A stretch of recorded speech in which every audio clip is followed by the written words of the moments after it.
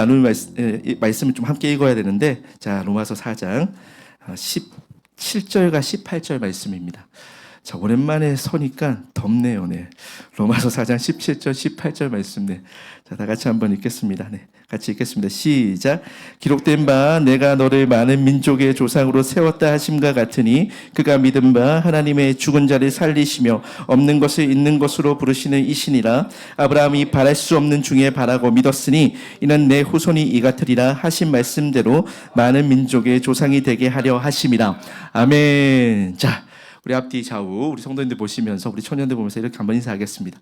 더위 조심합시다. 네, 더위 조심합시다. 자, 비가 그치고 네, 맑은 하늘을 봤는데 그만큼 덥더라고요. 네, 자, 비가 내려도 문제, 비가 안 내려도 문제입니다. 네, 그죠? 네, 이번 주에 비가 참 많이 왔어요. 그죠? 그래 비가 많이 와서 교회가 무너지지 않을까 담임 목사님께서 걱정이 심하셨습니다. 그래가지고 오늘 아침에 목사님 오늘 출근하셔가지고 교회를 한번 둘러봐 주세요 그랬는데 다행히 하나님의 은혜로 무너진 곳이 없었습니다. 네.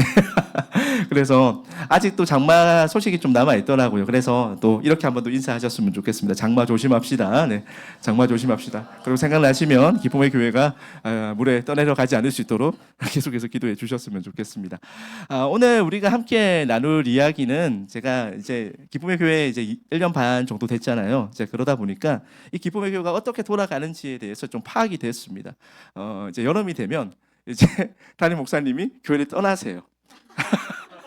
교회 떠나셔서 교회에 안 계십니다. 자, 그러면 이제 금요 기도회 때 누가 설교해야 될까요? 저랑 랑 목사님이 나눠서 해야겠죠, 그죠?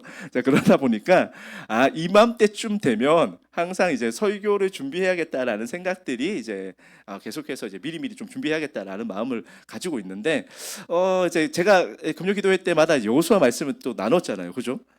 기억나는지 안 나시는지 모르겠지만, 네, 그래요. 근데 담임 목사님이 또 갑자기 치고 들어오셨습니다. 청년 예배 때 뭐 하고 있죠? 지금 우리 여호수아. 네, 그럼 겹치잖아요.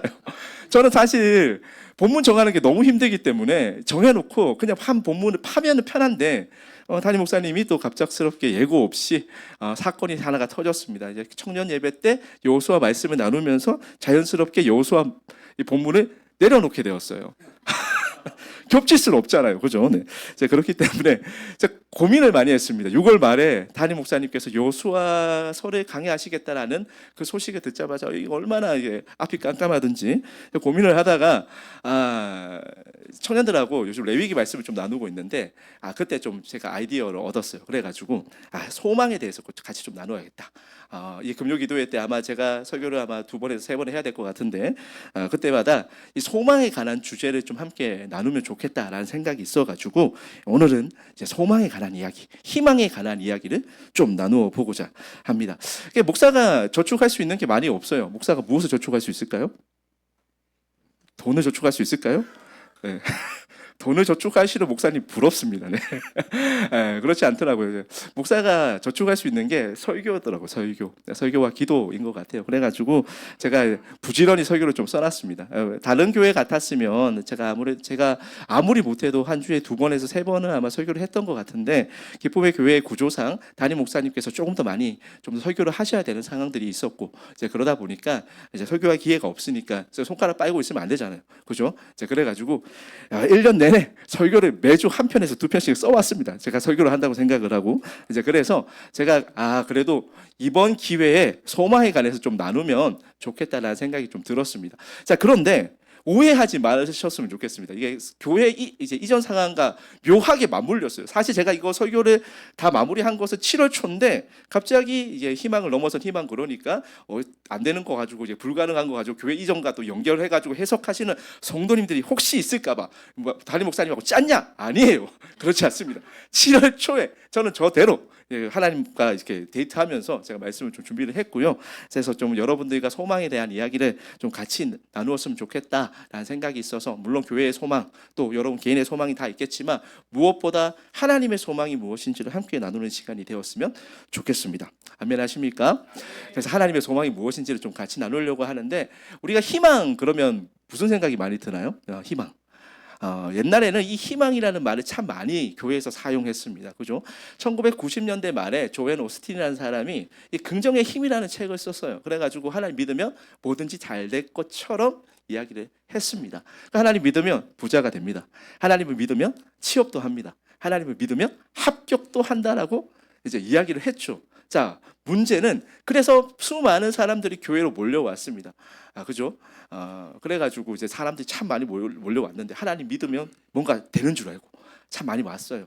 자, 그런데 교회 실제적으로 신앙생활을 해보니까 그게 돼요, 안 돼요? 안 되는 거 벌써 다 상처가 많으신가 봐요, 저는. 맞습니다. 잘 안 됐죠. 그러다 보니까 이 희망이라는 단어가 교회 가운데서 좀 사라지기 시작을 했습니다. 교회가 계속해서 희망 고문하는 것처럼 느껴졌기 때문이죠. 그죠? 요즘 희망 고문하면 어디에 좀 많이 사용하고 있죠? 여러분들 혹시 야구 좋아하십니까? 희망 고문? 어디에 많이 생각나는 팀들 있잖아요, 그죠? 제가 이야기 벌써 하지 않아도 벌써 생각나는 팀들이 있기 때문에 사람들이 이렇게 웃는단 말이에요. 그렇죠. 이제 희망 고문하면은 이제 대전에 있는 팀 하나랑 독수리, 그죠? 부산에 있는 팀 하나가 생각이 납니다. 예, 그래요. 우리가 생각을 하면 시즌 전에는 이렇게 뭔가 류현진 선수가 오면 그 팀이 우승하지 않을까라는 어떤 희망을 가집니다. 자, 그런데 시즌 열어보니까 어떻죠? 네, 여전히 여전히 밑에 있습니다. 네, 그죠? 두산에서 우승을 참 많이 했던 김태형 감독이 부산에 있는 그 팀으로 이제 감독을 이제 가게 되었어요. 감독을 하러. 자, 그런데 무슨 일이 일어났습니까? 우승을 여러 번 이제 경험했던 그 감독이 그 팀의 감독이 되면 우승을 많이 할 거라고 사람들이 생각을 하잖아요. 그런데 어떤 일이 일어났습니까? 여전히 그 팀은 밑에 있습니다. 그죠? 희망 고문이죠. 수많은 팬들이 시즌 전에는 막 장밋빛 미래를 거립니다. 이게 이 선수가 와서 이렇게 될 거야. 이 감독이 와서 이렇게 될 거야. 그렇게 희망을 하게 되죠. 자, 그런데 실제적으로 시즌이 시작되면 이게 희망 고문인 것을 알게 됩니다. 그죠? 근데 이런 희망 고문이 우리 삶 가운데도 있다라는 거예요. 하나님을 믿으면 이렇게 될 거다. 하나님을 믿으면 이렇게 되어야지 라는 생각들이 여러분 개인마다 다 있다라는 것입니다. 저에게도 당연히 있겠죠. 자, 그런데 신앙생활을 오래 하다 보면 어떤 일이 벌어집니까? 그게 아닌 것을 알게 되는 거예요. 하나님 믿었는데 자꾸 시험에 떨어지는 거예요. 하나님을 믿었는데 자꾸 경제적인 사정이 계속해서 힘들어져요. 하나님을 믿었는데 취업이 안 돼요. 하나님을 믿었는데도 불구하고 내가 이루어지는 일들이, 내가 계획하고 있는 일들이 전혀 이루어지지 않을 때면 우리는 어떻게 생각하냐 하면 이제 하나님하고 이제 담쌓기 시작하는 거죠. 하나님이 내 기도 안 들어주신다. 내 기도에 침묵하신다. 그렇게 생각해서 우리는 하나님을 멀리하게 되고 심지어는 하나님께 돌아서게 됩니다. 자, 그러다 보니까 교회 가운데 희망이라는 단어가 점점 더 사라지기 시작했습니다. 그렇죠? 요즘 이제 요 근래 들어가지고 교회에서 비전이라는 단어를 사용한 적을 여러분들 들어보신 적이 있습니까? 없어요. 그죠? 왜냐하면 이미 수많은 희망 고문을 당한 성도들에게 무언가 제시하기에는 너무 민망한 상황들이 교회에 많았기 때문에 그렇습니다. 그러니까 비전이라는 단어, 희망이라는 단어, 꿈이라는 단어가 교회 가운데서 사라지기 시작했어요. 제가 교사 강습회라든지 교사 세미나라든지 저도 뭐 여름이 되면 이제 제가 총회 공과를 쓰고 있기 때문에 자주 나갈 일들이 많습니다. 가서 교사 선생님들의 이야기와 고민들 중에 가장 큰 고민이 뭐냐 하면 우리 아이들이 무슨 생각하는지 모르겠어요 라는 고민이에요. 근데 그걸 왜 저한테 묻습니까? 우리 아이들이 무슨 생각하는지 모르는 걸 왜 저한테 물어요? 제가 어떻게 알까요? 그죠? 그만큼 아이들이 꿈에 대해서 무언가 희망에 대해서 옛날에는 장래 희망이라는 게 있었잖아요. 그렇죠? 제시간 장님 장래 희망이 무엇이었습니까? 그렇죠. 뭐 저런 게 있었다고. 라면 가게 사장. 그죠? 저도 꿈이 있었습니다. 그죠? 저도 소망이 있었고, 저는 이제 좋은 의사가 되는 게 꿈이었는데 잘 안 됐어요. 안 돼서 지금 목사하고 있는데 그래요. 옛날에는 뭐 되지 않더라도 그런 꿈이라든지 소망이라는 것이 있었습니다. 그냥 하랑이한테 요즘 이제 그 어린이집에서 물어봤나 봐요. 장래 희망이 뭐냐? 그러니까 하랑이가 대뜸 가수가 되겠대요. 그래가지고 얘가 가수가 뭔지를 알고 가수로 하냐. 하랑이가 심지어 노래를 아직 잘 못 부릅니다. 물론 노래를 잘 못 불러. 아빠가 열심히 불러주긴 하지만 노래 잘 못 불러요. 자, 그래가지고 노래가 뭐 하는 사람인지 알고 그러냐. 이게 가수가 뭐 하는 사람인지 알고 그러냐. 그러니까 하나이가 대뜸 이렇게 대답을 해요. 노래 잘하는 사람이요. 자, 이렇게 대답을 하더라고. 그러니까 그때만 해도 아이들한테는 꿈이 있단 말이에요. 소망이 있단 말이에요. 근데 하나이가 자라가지고 한 10년 뒤에 물어오면 뭐라고 얘기할까요? 꿈이 없어요. 모르겠어요. 이렇게 얘기하겠죠. 요즘 우리 청소년들을 볼 때 아마 그런 대답들을 여러분들이 많이 들었을 것입니다. 청소년들한테 꿈을 물으면, 아니면 여기 있는 20대 초반 청년들한테 꿈을 물어도 얘들 미안한데 아무 생각이 없을 수 있어요. 왜냐하면 이 시대 자체가 꿈과 희망이 사라진 시대를 살아가고 있고, 꿈과 희망을 꿈꾸기에는 너무 벅찬 시대를 우리가 살아가고 있기 때문에 그렇습니다. 우리가 꿈과 희망이라는 단어가 우리 가운데 언제부터인가 없어졌어요. 자, 그런데 문제는 뭐냐? 꿈과 희망이 사라지면 미래가 사라지는 거잖아요. 미래가 없어져요. 그러니까 미래가 없어지면 어떤 현상이 우리 가운데 일어날까요? 미래가 없어지면 어떤 현상이 일어날까요? 우리가 현재에 집착하게 됩니다. 놀랍죠? 미래가 없어지는데 현재에 집착을 하게 돼요. 자, 현재에 집착을 한다고 해서 현재를 열심히 산다거나 현재를 성실하게 산다는 이야기가 아닙니다. 현재에 집착하게 되면 반드시 저는 두 가지 현상이 일어난다고 생각을 하는데, 첫 번째는 극단적 쾌락을 추구하게 됩니다. 현재에 집착을 하게 되면 극단적인 쾌락을 추구하게 돼요. 이게 무슨 말이냐? 자, 꿈을 꿨어요. 꿈이 있을 때는 그 꿈을 위해서 열심히 살죠. 자, 그런데 꿈이 사라졌어요. 꿈이 사라지고 꿈을 꿔봐야 아무 소용없다라는 것을 깨닫고 회의주의가 그 존재를 지배하기 시작합니다. 그럼 무슨 생각이 들까요? 그렇게 뭔가 열심히 살아서 뭐해? 라는 생각이 들기 시작하면서 마음이 텅텅 비게 됩니다. 자, 마음이 텅텅 비어요. 근데 사람은 우스운 게, 사람 재미있는 게, 마음이 텅텅 비면 다시 무언가를 거기다 채우려고 합니다. 뭘로 채우려고 할까요? 극단적 쾌락으로 채우려고 합니다.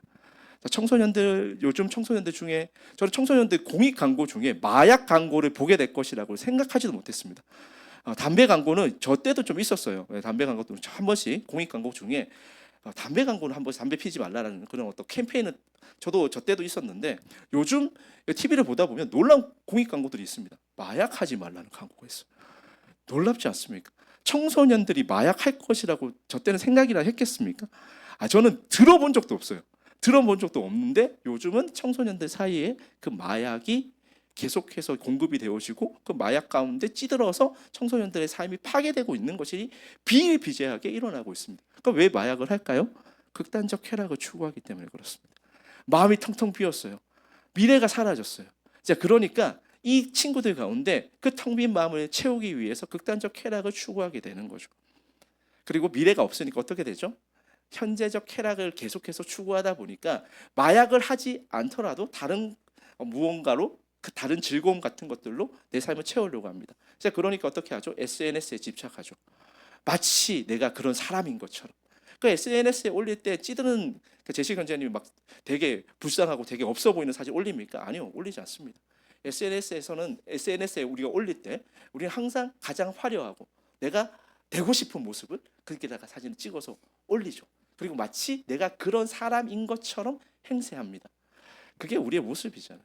그러니까 미래가 사라지고 난 우리의 모습은 그런 즐거움들을 채우려고 하기 때문에, 예전에는 무언가 목돈이 주어지면, 저한테 뭔가 10만 원이 주어졌다, 그럼 저는 계획을 하겠죠. 물론 제가 제일은 아닙니다. 극단적 피임에도 불구하고 계획을 한단 말이에요. 청년들한테 신방비를 이렇게 쓰고, 하랑이한테 이것도 사주고, 뭐 이것도 사주고, 그다음에 나도 책 좀 사야지, 뭐 이렇게 생각을 하겠죠. 그러면 쓰는데 요즘은 어떻죠? 그러니까 10만 원은 즐거움을 위해서 사용한다는 거죠. 이게 요즘 MZ의 모습이라고 할 수 있습니다.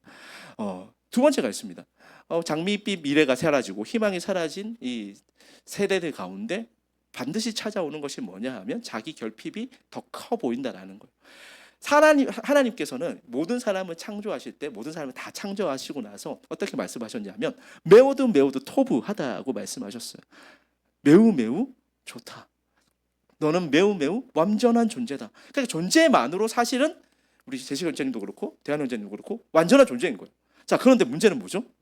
그런데 미래가 사라지고 나니까 우리 가운데 찾아오는 건 뭐냐 하면, 나는 존재적으로 하나님의 완전한 자녀임에도 불구하고 우리 가운데 찾아오는 생각들은 뭐냐 하면 결핍이에요. 난 이거 없는데, 난 이거 못하는데, 난 이게 없어서 이거 못해 라는 생각이 우리를 지배하기 시작합니다. 크리스찬들은 그래도 여기에서 덜 영향받을 수 있어요. 그런데 요즘 밖에 나가서 하나님을 믿지 않는 사람들을 만나서 이야기를 해보면, 그 친구들은 자신의 장점보다는 단점을 봅니다. 항상 사회 자체가 기능적으로 그들을 평가했기 때문에 그래요. 존재적으로 이제 평가하는 시대가 다 지나갔습니다. 야, 너는 존재만으로 귀해, 너는 사랑받기 위해서 태어난 사람이야 라는 이야기는 이제 교회에서도 좀 식상한 이야기가 되어버렸어요. 그래서 저는 교회에서 여러분들이 계속해서 그런 이야기를 많이 해주셨으면 좋겠습니다. 그런 의미에서 잠도 깨울 겸 사랑합니다, 축복합니다 한번 해주세요. 옆에서. 자, 사랑합니다, 축복합니다. 그래요. 사랑합니다, 축복합니다. 자, 한 번 더 이렇게 인사하셨으면 좋겠습니다. 여러분은 하나님의 자녀입니다. 여러분은 하나님의 자녀입니다. 그래, 여러분 하나님의 자녀예요. 여러분이 취업을 하거나 못하거나, 여러분이 학교에 가거나 못 가거나, 여러분이 돈이 많거나 돈이 뭐 없거나 상관없이 여러분의 존재는 하나님의 자녀예요. 이게 변하지 않는 우리의 정체성인데 이걸 까먹게 만든다고. 그러니까 세상에 살아가다 보면 이 존재가 우리 가운데 잊혀져요. 미래도 없어요. 희망도 없어요. 그러니까 자꾸만 찾아오는 게 결핍의 문제예요.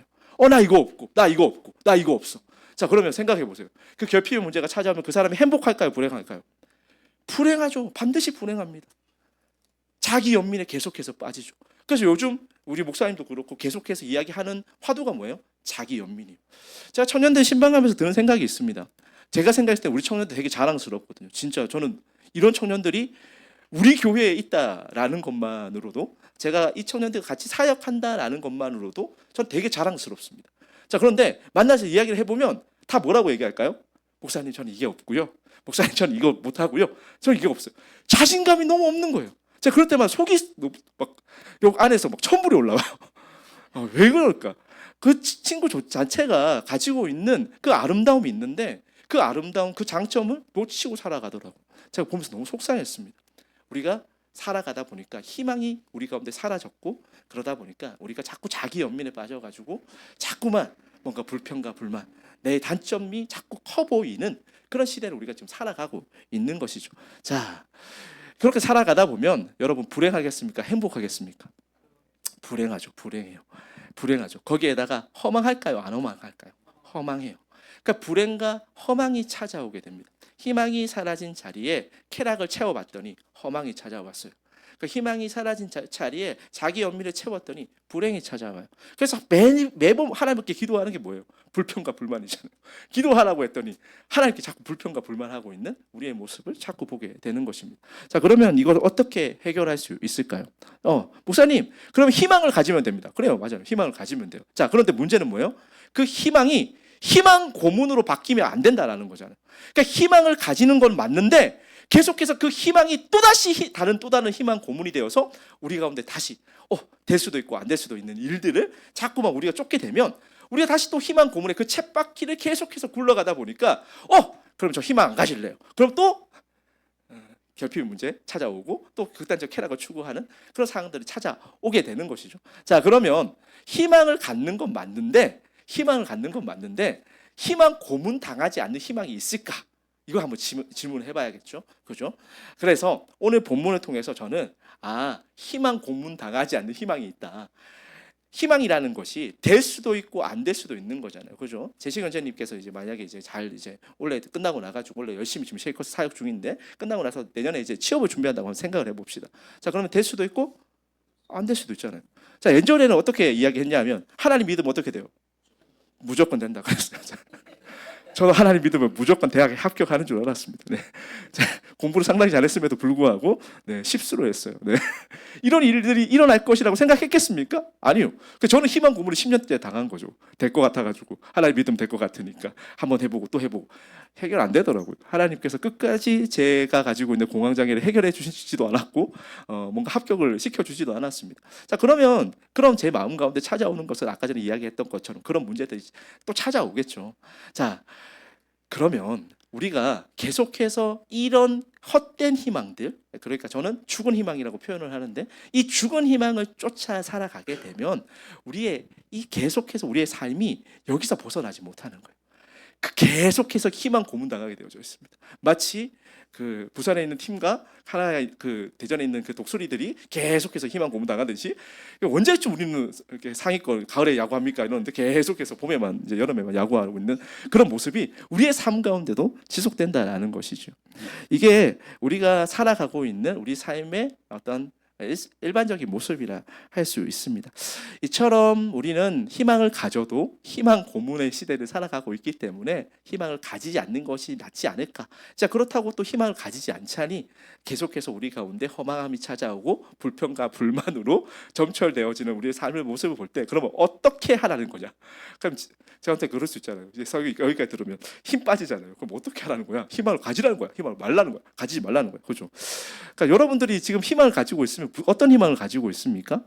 아무래도 제가 생각했을 때는 우리가 희망을 가진다라고 이야기했을 때 이 희망을 가진다라는 것은 미래에 어떤 일들이 내 생각대로 내 계획대로 진행되어지는 것. 이게 희망이라고 여러분들은 생각할 것입니다. 아니면 여러분이 가지고 있지 않은 것. 그 결핍의 문제가 채워지는 것이죠. 돈이 없어요. 그러면 어떻게 되죠? 하나님께서 돈을 채워주시는 것. 이게 그냥 우리가 생각하고 있는 일반적인 희망의 모습이라 할 수 있습니다. 자, 그런데 계속해서 이야기했다시피 이런 것들이 될 수도 있고 안 될 수도 있는 가능성의 문제이기 때문에 이것은 죽은 희망이고 이 희망을 쫓다 보면 우리는 계속해서 이 희망 고문의 쳇바퀴에 빠지게 된다라는 것이죠. 자, 그러면 이것을 이제 해결해야 되지 않겠습니까? 그죠? 이제 여러분 잘 오셨어요. 자, 이제 해결을 해야 됩니다. 이거 어떻게 하면 해결할 수 있을까요? 로마서 4장은 희망에 관해서 가장 잘 정의해 놓은 본문이라고 저는 생각합니다.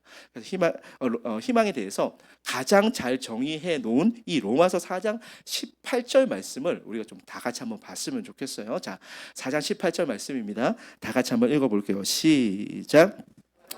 바랄 수 없는 중에 바라고 믿었으니 이는 내 후손이 이같으리라 하신 말씀대로 많은 민족의 조상이 되게 하려 하심이라. 아멘. 자, 저기서 보면 아브라함이 바랄 수 없는 중에 바라라라는 표현이 있습니다. 그죠? 자, 그런데 이거는 많이 의역해 놓은 표현이에요. 자, 바랄 수 없는 중에 바라다라는 것을 헬라어로 바꾸면 엘피다 LPD입니다. 목사님 갑자기 왜 외계어하십니까? 또 잘난 척하려고. 그게 아니라 저게 같은 단어로 형성된 이제 어구 문장임을 제가 보여드리고 싶어서 그렇게 이야기한 거예요. LPD예요. 자, 그런데 헬라어는 뒤에 뭐가 붙을 때마다 어미가 조금씩 바뀝니다. 그래서 LPD는 그러면 에피를 중심으로 LPD가 같은 단어라는 것을 우리가 알 수 있어요. 자, 그러면 이 LP다와 LPD가 뭘까요? 헬라어로 희망을 엘피스라고 이야기합니다.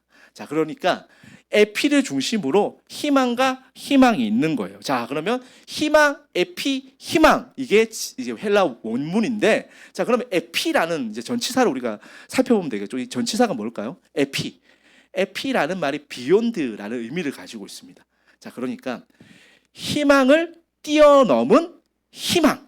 이게 이제 의역이 되어져 가지고 바랄 수 없는 중에 바라다라고 저렇게 의역이 된 거예요. 근데 직역을 하면 제가 저기 적어놨잖아요. 그렇죠? 아브라함이 희망을 넘어선 희망을 믿었다라고 로마서 4장 18절 이야기하고 있습니다. 자, 그러면 희망이 두 개가 있어요. 그죠? 희망이 두 개가 있어요. 자, 그래서 제가 설명하기 쉽게, 자, 이제 주무시는 분들, 자, 다시 눈을 뜨시고 저를 바라보시고, 자, 보세요. 여기가 앞에 있는 희망이에요. 여기 있는 희망은 우리가 일반적으로 가지는 희망이에요. 여러분들이 바라는 것, 여러분들의 결핍의 문제가 해결되는 희망, 이게 여기 있는 희망이에요. 자, 그런데 이것을 넘어서는 희망이 있대요. 그 희망이 뒤의 희망인 거죠. 이제 아셨죠? 자, 그러면 아브라함 상황에서 한번 살펴보겠습니다. 자, 이제 본문을 좀 내려주시고요. 아브라함을 한번 살펴볼게요. 아브라함에게 하나님께서 약속을 해주셨어요. 75세가 되는 아브라함에게 하나님께서 찾아오셨단 말이에요. 자, 여기서 75세 이상이다, 손. 네, 그래요. 자, 아직까지 다 우리 아브라함보다 어려요. 자, 그런데 하나님께서 아브라함에게 어느 날 갑자기 찾아오셨습니다. 그리고 나서 이제 떠나라고 이야기를 해요. 말이 됩니까?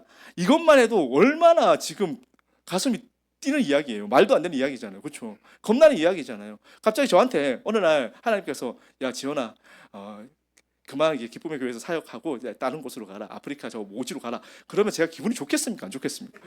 기분이 안 좋잖아요. 이게 좋을 수가 없잖아요. 그죠? 그러니까 그때부터 또 겁이 나고 가슴이 뛰기 시작한단 말이에요. 그런데 나이를 먹으면 먹을수록 안정감을 더 찾는단 말이에요. 그러니까 75세 되는 아브라함에게 하나님께서 갑자기 찾아오셨습니다. 그럼 말씀하시는 거예요. 갑자기 떠나라. 떠나라. 자, 그러니까 얼마나 힘들어요. 자, 그런데 아브라함이 그래도 믿음으로 순종했습니다. 그러자 그 아브라함에게 하나님께서 두 가지 약속을 해주세요. 민족과 땅에 관한 약속입니다. 자, 민족과 땅에 관한 약속을 아브라함에게 해 주셨어요. 자, 민족에 관한 약속을 그럼 지키시려면 그럼 아브라함에게 뭐가 있어야 돼요? 아들이 있어야 되잖아요. 아들이 있어요, 없어요? 없어요. 자, 그러니까 아브라함이 생각했을 때 하나님께서 민족과 땅에 관한 약속을 주셨으니까 그러면 인간적인 생각에 어떤 생각이 들까요? 아, 아들이 있어야겠구나. 아들이 있으려면 어떻게 하면 되죠? 그러니까 아무리 지금 자기의 아내와 이렇게 살아봐도 아기가 안 생기니까 그러면 다른 첩을 두면 생기지 않을까라는 생각을 했던 거죠. 그래서 자신의 희망대로 자신의 소망대로 자신의 결핍을 채우기 위해서 낳은 아들의 이름이 무엇입니까? 이스마엘. 여기 있는 희망. 원래 이렇게 살았던 사람이에요, 아브라함이. 그러니까 믿음의 조상이라고는 추후에도 생각할 수 없는 사람이 바로 이 아브라함이었잖아요. 그런데 그 아브라함의 삶을 통해서 하나님께서 아브라함을 어떻게 만드시죠? 희망을 넘어선 희망을 믿는 믿음의 조상으로 하나님께서 빚어가신단 말이에요. 희망을 넘어선 희망을 가지는 그것을 믿는 사람으로 하나님께서 빚어가십니다. 자, 근데 여기에 있는 희망이 뭐죠? 하나님의 희망은 전혀 다른 이야기를 하고 있죠. 여러분, 100세의 할머니에게 제가 가가지고 권사님 권사님, 하나님께서 말씀하셨어요. 하나님께서 내년 이맘때 아들을 주시겠대요. 라고 제가 한번 얘기를 했다고 한번 생각해 봅시다. 그럼 어떨까요? 그냥 장례숙 권사님한테 가가지고 권사님 내년 이맘때 아들이 있을 거예요 라고 얘기하면 권사님 저한테 뭐라 그럴까요? 이 미친 이렇게 얘기하시지 않겠습니까? 그죠? 그런 상황인 거예요. 그런 상황 가운데 아브라함도 그 이야기를 비웃었잖아요. 그래서 사라와 아브라함이 비웃었어요. 자, 그래서 그 아들의 이름을 하나님께서 뭐라고 붙여주셨죠? 이삭이요. 하나님께서 그 비웃음을 진정한 웃음으로 바꾸셨죠. 그게 이삭을 낳는 사건이잖아요. 보세요. 우리가 가지고 있는 희망은 우리가 이 땅 가운데서 우리의 생각, 우리의 계획, 우리의 실력, 우리의 능력으로 이룰 수 있는 희망들을 우리는 여기 있는 희망으로 생각합니다. 그런데 진정한 희망은 이것을 넘어서는 희망이에요. 이것을 넘어서는 희망이 무엇입니까? 오늘 말씀을 보니까 18절 말씀 볼게요. 18절 말씀 보세요. 자, 내 후손이 이 같으리라 하신 뭐대로? 말씀대로. 이 말씀은 뭐죠? 하나님의 약속이요. 자, 그래서 그 하나님의 약속이 무엇인지 살펴보니까 17절 말씀. 그래서 목사님 왜 18절부터 읽었습니까? 이 17절부터 까면 재미가 없잖아요. 그죠? 설교의 어떤 긴장감을 위해서 이제 18절을 먼저 읽고 17절 한번 읽어보겠습니다. 자, 17절 다 같이 한번 읽어보겠습니다. 시작. 기록된 바 내가 너를 많은 민족의 조상으로 세웠다 하심과 같으니 그가 믿은 바 하나님은 죽은 자를 살리시며 없는 것을 있는 것으로 부르시는 이시니라. 결국 아브라함이 자신의 일평생 동안 배우게 된 것이 무엇입니까? 죽은 자를 살리시는 하나님, 없는 것으로부터 있는 것을 부르시는 하나님, 그 하나님을 경험하게 되는 거예요. 이것은 우리가 생각하고 있는 우리의 생각, 우리의 계획을 넘어서는 것입니다. 하나님의 신실하심이 이루어 가시는 하나님의 약속이에요. 자, 그래서 정리를 해보면 희망을 넘어선 희망은 무엇입니까? 하나님의 말씀이에요. 하나님의 약속입니다. 그 하나님의 약속이 이루어질 것을 믿는 존재로 하나님께서 아브라함을 빚어가신 거예요. 이거 너무 멋진 이야기잖아요. 우리도 마찬가지예요. 우리도 항상 여기에 붙잡혀 살죠. 아, 하나님 저에게 돈이 없습니다. 하나님 우리 교회가 건물이 없어요. 계속 우리는 여기에 초점을 맞추어서 계속 집착합니다. 자, 그럼 어떻게 돼요? 희망 고문에 빠지게 됩니다.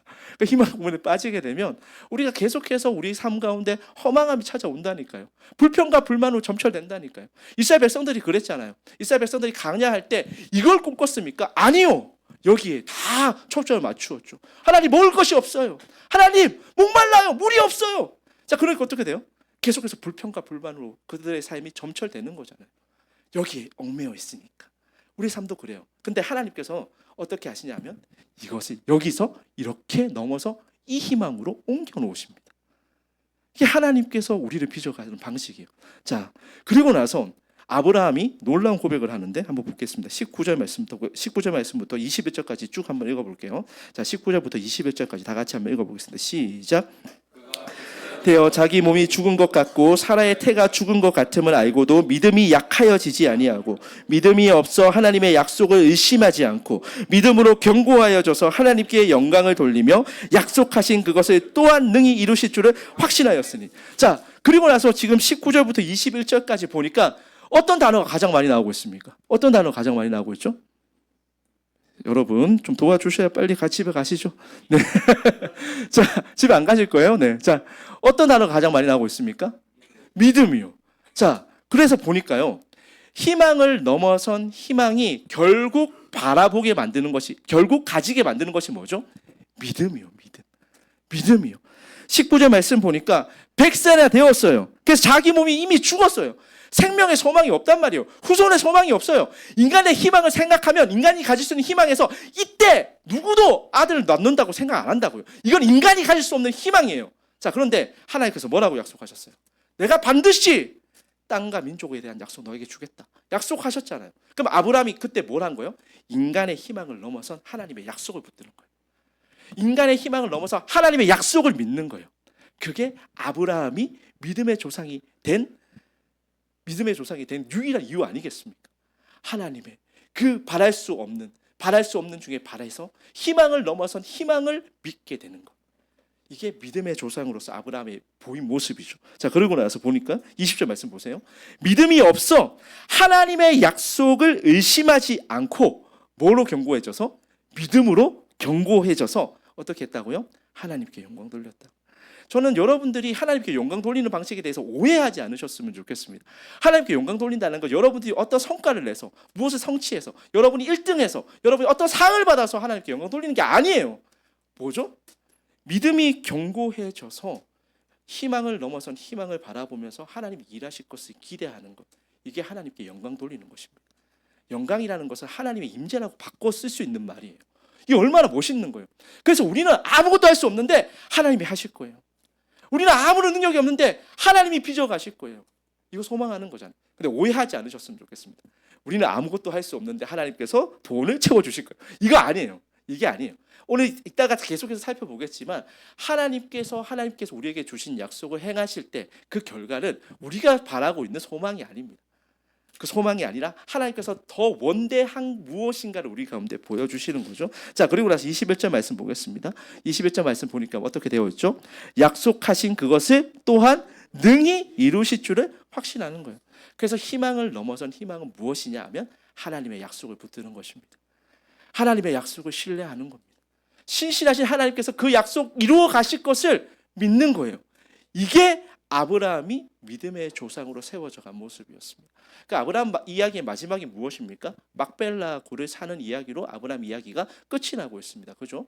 그 막벨라 굴이 헤브론 산지에 있어요. 그 헤브론 산지가 어떤 땅이냐면 돌밭이에요, 돌밭. 이게 명당이 아니라고요. 여러분이 생각하고 있는 그 비옥한 땅이 아니라 돌밭과 돌산이 바로 헤브론 산지예요. 그런데 아브라함이 그 땅을 사기 위해서 자신의 전 재산인 은 400세겔을 털었어요. 자, 근데 그 원래 그 헤브론 산지에 있는 그 막벨라 굴이 누구의 땅이었냐면 헷 족속의 땅이었습니다. 그 헷 족속의 그 부장이 누구냐면 에브론이에요.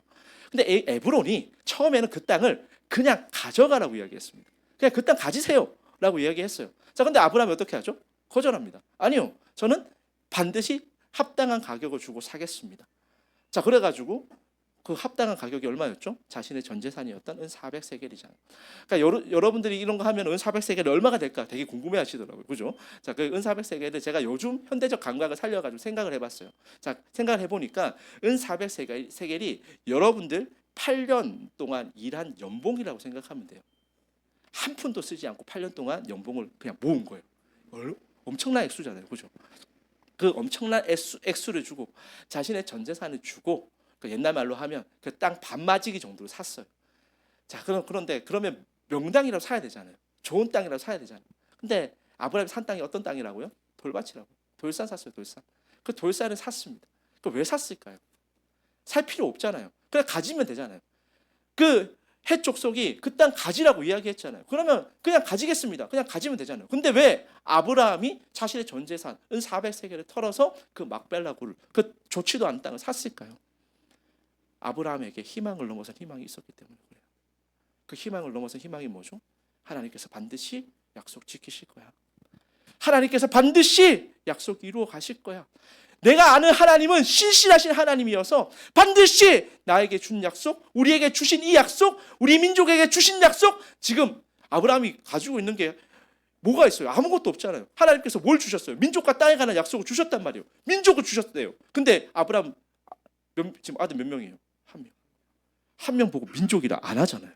근데 아브라함이 어떻게 아는 거죠? 희망을 넘어서 희망을 가지는 거예요. 땅이 있어요? 없어요? 땅도 없어요. 고작 가진 땅이라고는 은 400세계 털어가지고 전재산 팔아서 산 그 막벨라 굴이 전부예요. 근데 그 가운데 아브라함이 뭘 하는 거죠? 희망을 넘어선 희망을 믿는 거예요. 하나님께서 반드시 약속 이루어 주실 거야. 하나님은 반드시 약속을 이루시는 분이야. 그것을 믿은 거죠. 자, 그래서 이 아브라함의 이 믿음을 성경에서 어떻게 평가하고 있죠? 22절 말씀입니다. 자, 22절 말씀 다 같이 한번 읽어보겠습니다. 시작. 그러므로 그것이 그에게 의로 여겨졌는. 뭘로 여겨졌다고요? 의로 여겨졌대요. 그래서 하나님께서 의로 여기신다는 것은 다른 게 아니에요. 그러니까 여러분들이 어떤 의로운 행동을 하고 선한 행동을 하고 이게 의로운 게 아니란 말이에요. 의롭다라는 말은 하나님의 희망을 넘어서 하나님께서 보여주신 그 희망을 넘어선 희망을 믿는 것. 희망을 넘어서 희망을 넘어서 희망을 통해서 하나님께서 일하심을 믿는 것. 하나님께서 반드시 약속을 이루실 것을 믿는 것. 이게 의입니다. 이게 의.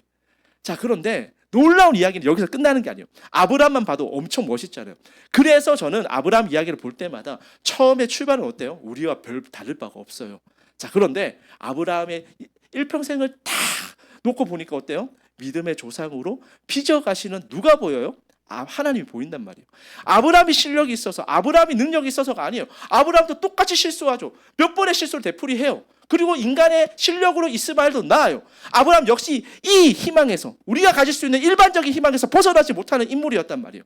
그런데 이런 아브라함을 하나님께서 희망을 넘어선 희망을 바라보는 존재, 희망을 넘어서 희망을 믿어가는 존재로 빚어가신다고요. 근데 하나님께서 다 하셔놓고 아브라함은 어떻게 이야기하죠? 의로 여겼다. 그런데 그 의가 여기서 끝나는 게 아니에요. 자, 23절 말씀 보겠습니다. 23절 말씀 볼게요. 다 같이 한번 읽어보겠습니다. 시작. 그에게 의로 여겨졌다 기록된 것은 아브라함만 위한 것이 아니요 의로 여기심을 받을 우리도 위함이니 곧 예수 우리 죽은 살리신 이를 믿는 자니라. 자, 이야기 보니까 어때요? 의가 여기서 끝나는 게 아니래요. 그 의가 예수 그리스도의 십자가의 죽음과 부활을 믿는 우리에게 확산되어진대요. 우리에게 전가되어진대요. 우리 역시 희망을 넘어선 희망을 꿈꾸지 못한 채 일반적인 희망 가지고 붙들면서 희망 고문에 빠지면서 그 희망 고문의 그 쳇바퀴 속에서 살아갔던 존재란 말이에요.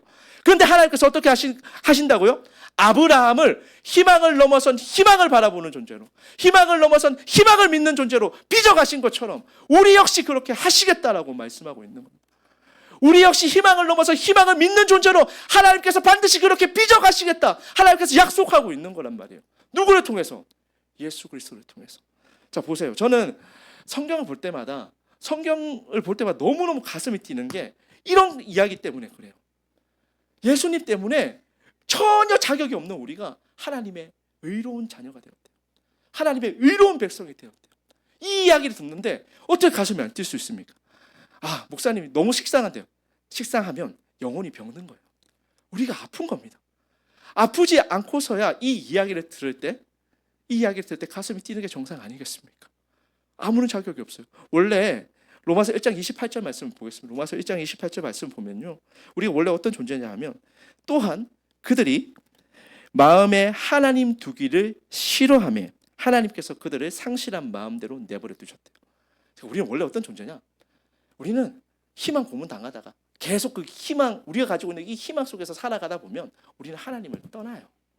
하나님께 상처받았다고 떠나고 하나님 침묵했다고 삐져서 떠나고 그렇게 떠나는 존재란 말이에요. 그래서 우리 가운데 드는 게 뭐예요? 상실한 마음. 그래서 하나님께서 원래는 우리가 하나님과 무관한 자로 살아가면 하나님께서 우리를 내버려 두시면 어떻게 되냐 하면 우리가 상실한 마음을 가지고 살아서 우리는 하나님과 전혀 상관이 없는 단절된 존재로 살아갈 수밖에 없는 것이 우리의 존재의 모습이란 말이에요. 자, 그런데 하나님께서 어떻게 하셨다고요? 다시 로마서 4장 25절 말씀을 보니까 우리를 의로운 존재로 빚어가시기 위해 예수를 자신의 아들 예수를 내버려 두셔서 내줌으로써, 저기 똑같은 단어가 쓰여있거든요. 파라디도미. 하나님께서 우리를 그냥 내버려 두시면 우리는 상실한 마음 가지고 하나님을 떠나서 살아갈 수밖에 없어요. 하나님 멀리 할 수밖에 없어요. 그런데 그런 우리를 하나님께서 의롭게 만드시기 위해 어떻게 하셨다고요? 예수를 우리 가운데 내어주셨다. 예수의 생명을 우리 가운데 내어주셨다. 그것을 통해서 우리를 어떻게 빚어가신다고요? 희망을 넘어선 희망을 바라보는 존재로 빚어가신다고. 여러분 한번 생각을 해보세요. 예수님께서 십자가에 못 박히신 그 모습 한번 생각해 보세요. 예수님께서 골고다에 십자가에 못 박혀 계세요. 자, 그런데 예수님의 몸이 어떻죠? 채찍을 맞아서 다 피투성이에요. 살이 다 뜯겨 나갔어요. 거기에다가 손과 발에는 뭐가 지금 박혀져 있어요? 대못이 박혀져 있어요. 그리고 옆구리는 어떻게 되죠? 창이 찔러져 있어요. 머리에 뭐 쓰셨죠? 가시면류관 쓰셨어요. 그냥 피투성이에요. 피가 낭자한 그 모습을 지금 바라보고 있는 거예요. 십자가에 달려서 옴짝달싹도 못하고 있는 그 모습을 바라보고 있는 거예요. 거기서 인간이 가질 수 있는 소망이 있겠습니까? 인간이 어떤 희망을 가질 수 있겠습니까? 가져봐야 고통 없이 죽는 거 바라지 않겠습니까? 그게 우리가 가지는 희망의 한계라고요. 우리는 그런 희망밖에 꿈꾸지 못한다고요. 그런 희망을 가지고 살아가는 우리에게 하나님께서 보여주신 희망이 무엇입니까? 죽은 자를 살리시고 없는 곳으로부터 있는 것을 부르시는 하나님. 분명히 보여지잖아요. 예수님의 십자가의 죽음과 부활을 통해서 우리가 확인할 수 있는 것은 진정한 희망이 무엇인지를 우리가 발견할 수 있는 것입니다. 사랑하는 성도 여러분, 저는 여러분이 신앙생활 하다 보면 참 쉽지 않을 것임을 저도 잘 알고 있습니다. 이게 참 우리가 겪는 문제들이 그렇게 쉽게 넘어가는 경우가 참 없어요. 저도 참 하나님 앞에서 결핍의 문제, 제가 가지고 있는 인간적인 희망들을 바라면서 기도할 때가 저도 참 많습니다. 자, 그런데 하나님은 항상 조금만 이제 넉넉하게 채워주시면 되는데 항상 어떻게 채워주시죠? 간당간당하게 채워주셔서 하나님께서 우리를 희망 고문하시더라고요. 그럴 때면 사실 하나님께서 조금만 더 채워주시지 이런 마음들이 우리 가운데 다 있잖아요. 그런데 신앙생활을 오래 하다 보면 하나님께서 어떻게 하시죠? 우리가 여기서 얽매여 있는데 우리의 시선을 이렇게 돌리시는 거예요. 우리의 시각을 이렇게 돌려서 희망을 넘어선 희망을 믿게 만들어 가시더라고요. 저는 그게 하나님께서 성도를 빚어가시는 방법, 하나님께서 하나님의 백성들을 빚어가시는 방법이라 생각합니다. 그 희망을 넘어선 희망을 본 자들은 어떻게 살죠? 바울처럼 살 수 있어요. 그죠? 바울 보면은 좀비 같잖아요. 돌로 쳐맞아도 계속해서 일어나서 복음을 전하러 다닙니다. 그죠? 보면서 무슨 생각이 들어요? 아, 바울이니까 할 수 있다고요? 아니요. 희망을 넘어선 희망을 본 자들이 할 수 있는 것입니다. 그렇기 때문에 요셉의 해석이 바뀔 수 있는 거예요. 저 같았으면 요셉은 제가 총리가 되자마자 피바람 불었을 거예요. 자기 형들보다 다 척살하지 않았겠습니까? 그런데 요셉은 거기서 뭘 봤죠? 희망을 넘어서 희망을 봤어요. 그러니까 어떻게 되죠? 하나님께서 자신의 백성들을 구원하기 위해서 애굽 땅으로 먼저 보내셨다. 하나님께서 모든 악을 선으로 바꾸셨다라는 해석을 할 수 있게 되는 것입니다. 이게 희망을 넘어선 희망을 가진 자들의 삶의 모습이라 할 수 있습니다. 여러분, 그 예수님의 제자들을 보면 요 이야기만 하고 이제 마무리 좀 하려고 하는데, 예수님의 제자들을 보면 어떻습니까? 여러분, 예수님 제자들 보면 잘한 것 같아요, 못한 것 같아요? 예수님의 3년 동안 공생의 사역 동안 제자들의 성적표는 어떨까요?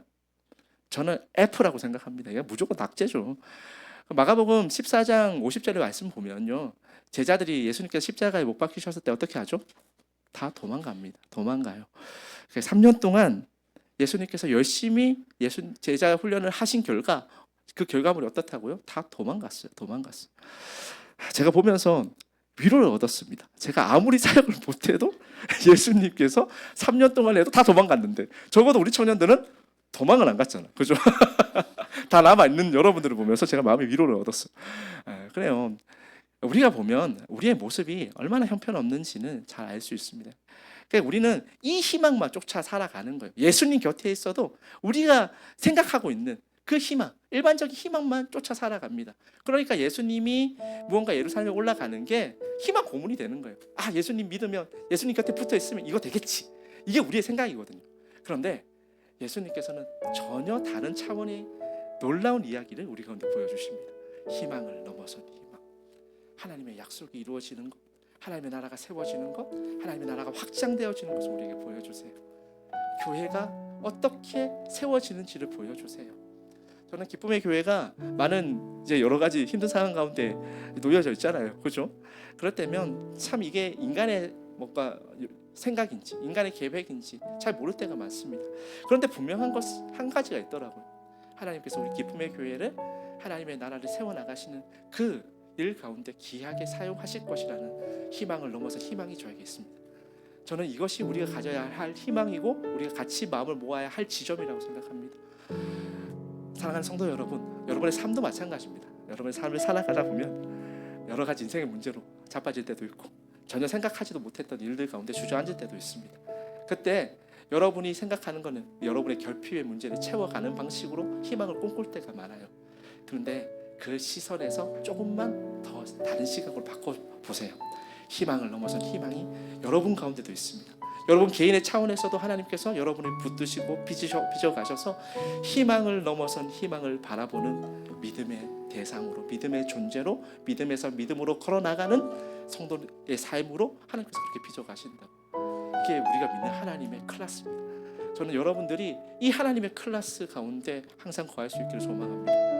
그렇게 살아갈 때 하나님께서 우리를 아무 소망 없어서 그 상실한 마음 가지고 살아가는 그런 우리를 희망을 넘어서 희망을 바라보는 존재로, 희망을 넘어서 희망을 믿는 존재로, 희망을 넘어서 희망을 살아가는 존재로 빚어가실 것이며, 그렇게 빚어가는 여러분의 삶을 통하여서 여러분이 거하는 모든 시간과 공간을 통하여서 주님의 몸된 교회가 세워지고 아름다운 하나님 나라가 세워지고 확장되어질 것입니다. 저는 이것을 믿는 사람입니다. 이것을 믿는 목사입니다.